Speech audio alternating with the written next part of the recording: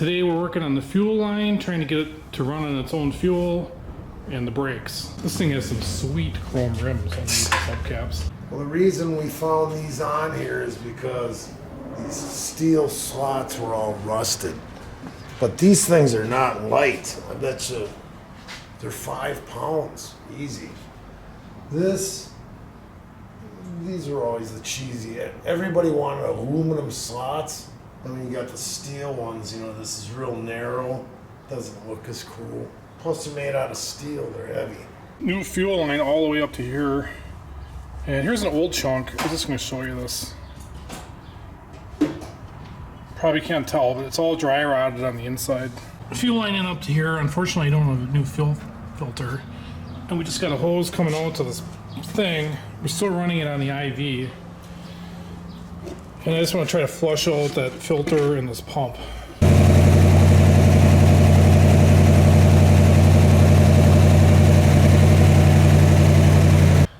Alright, so I got this hooked up. This is how it was. Not really the best setup, but maybe a hard line in the future here. But it should run on its own power now.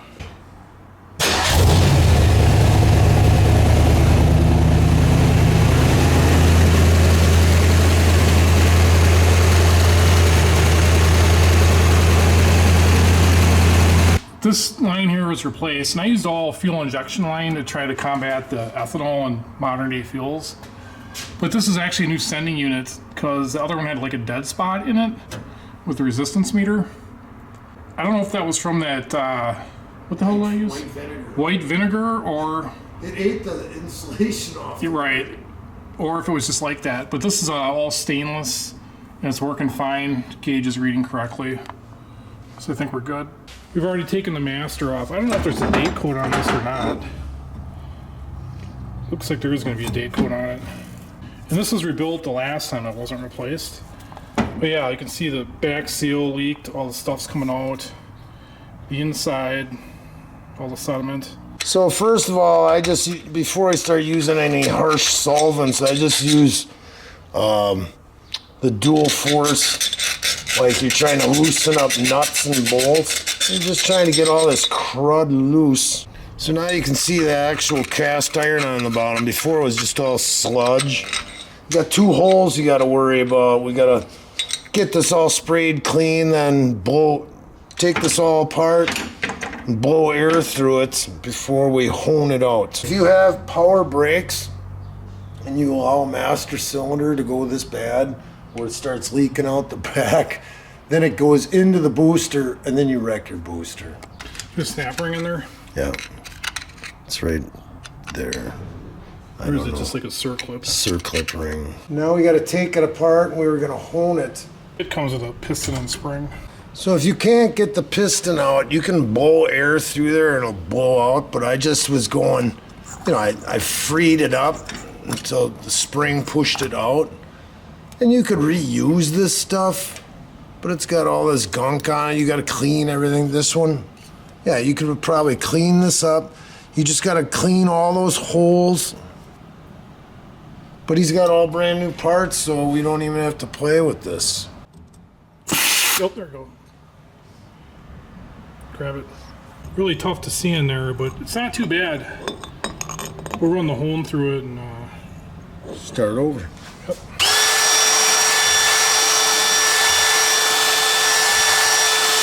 That's enough. Wasn't really bad to begin with. If anything, it was just like candied brake fluid. Important to get that little hole clean. You can see light coming through it like that. I don't know why this grinder mark was there, but this has a little pop rivet that holds this wavy washer like. So this has less holes, 3. This has more holes. Who knows, maybe this one is an improved model. This is how this original setup all was. Oh, this is see, they got a steel thing on there, whereas we got it on there with just a regular one. So they did the same job. When you open these up and you break this seal, it's already, you know, this is when it takes on moisture. So if you have some that's laying around that's old on the shelf, can take on moisture, and then, you know, you hit the brakes real radical and your brake fluid can start to boil and then your brakes fade. You'll see the chamfer on that where it's scraping the brake fluid back and then it comes back easy. That was a real bear to get that clip in there. I had the screwdriver holding it in and I got it 3/4 of the way, and then you need somebody to push the edge in and it's in. I'm just putting fluid in here. I'm just gonna see if it starts coming out. You can see little bubbles going down here, starting to build pressure. Ooh, she sucked a good one. There, see all this brake fluid coming out? Where she's blowing complete brake fluid out of here. This is welded shut. A tapered seat, you got a wrench. So as we're putting it on, you won't be leaking brake fluid all over. I just took the rod out that pushes that plunger in out of the car. This connects to the brake pedal. We'll clean this all up, maybe get a little new grease on there. These are seal, so you don't get, I think, noise. And this is the boot. This rod is going to end up going in between there. Okay, boots on. Bolts on. Washers. We're just going to leave this all stock. It's got drum brakes, and that's what they had in '64. That's what we're going to run in 2024. I thought this was bizarre seeing this on here. That must get rid of the ringing noise or dampen harmonics or something. So I think the drum will beat right off, leaving the hub on. So even though this is brake drums, you can see how wide these are. 2 5/8. Then cools faster. Scale is like an insulator.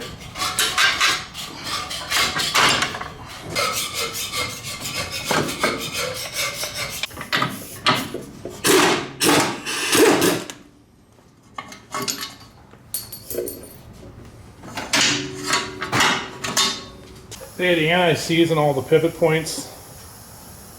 I think I'm just gonna put all new brake lines on this while I have it apart. This is an insurance policy. Clearing the ridge so the piston can go past the cruded.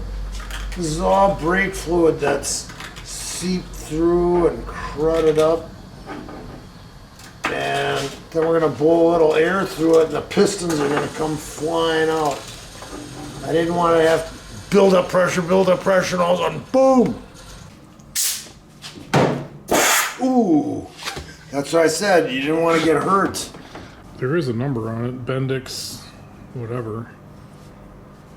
I'm just lubing up the shoes. There was dried up brake fluid in there that I took a small screwdriver and scraped that off first.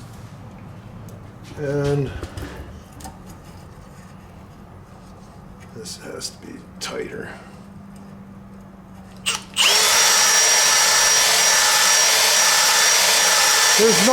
There's no pits in it or anything. It's just cruddy.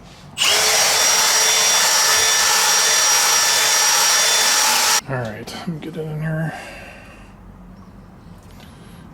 Cup. I can go against this thing. You might have to fight with it. So this one's done. It seems like the line will screw on here easier when this is out of the vehicle. So I'm gonna wait for the lines to come back in to install it. So you see how the front brakes exert more pressure and it's bigger. These are a lot smaller. You can see the difference in size between the back ones and the front ones. So I'm gonna go ahead and take both these hubs off here. So I'm gonna repack these bearings. We've got all the Zerks greased up on the front end here. It certainly doesn't hurt to check this stuff. It's got all Timken bearings in it.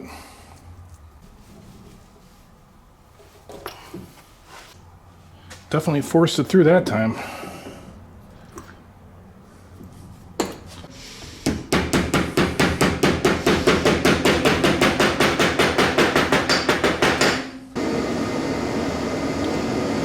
I was trying to get a smidge of preload on this. I got no clue what these rear brakes are going to look like. Looks like typical drum brakes. I'm not going to go into greasing these bearings. I believe there's a special tool you need to knock this all apart. We're going to rebuild these wheel cylinders as well and replace the rubber hoses on each side of this car. Pulled this guy out of there and brake fluid coming out. So these definitely needed it too, even though they looked fine. Popped the dust boot off. Bunch of crud in there. Getting a couple more rebuild kits. It's just gonna be more of the same. All the brake hoses have arrived, and these really weren't that expensive. They're like 15 bucks a piece or whatever. I'm looking in there, and there is no tapered seat that matches this, so I think it's gonna need that copper washer. It's drawing tight. There it is installed. I'm gonna slap the rest of these brakes together. I'm not gonna bore you with that. All right, I had an assistant come over, help me bleed the brakes. That seems to be okay now. And got air in the tires, checked the rear end fluid, good. Checked the training fluid, good. I'm gonna change both those out shortly here. So we'll see if the clutch works in it.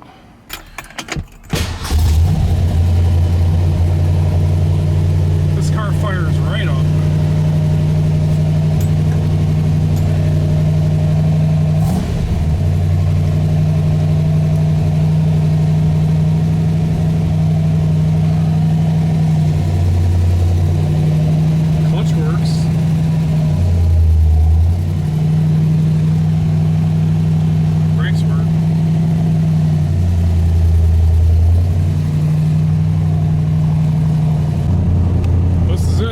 Drive in 30 years.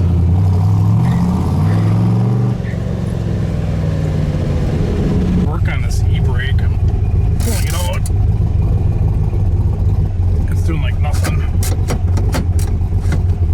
Couple miles, put some gas in it. Starting to load up. And the another thing is the water temp gauge isn't working. Oh, that ain't on there good enough. Play with that a little bit.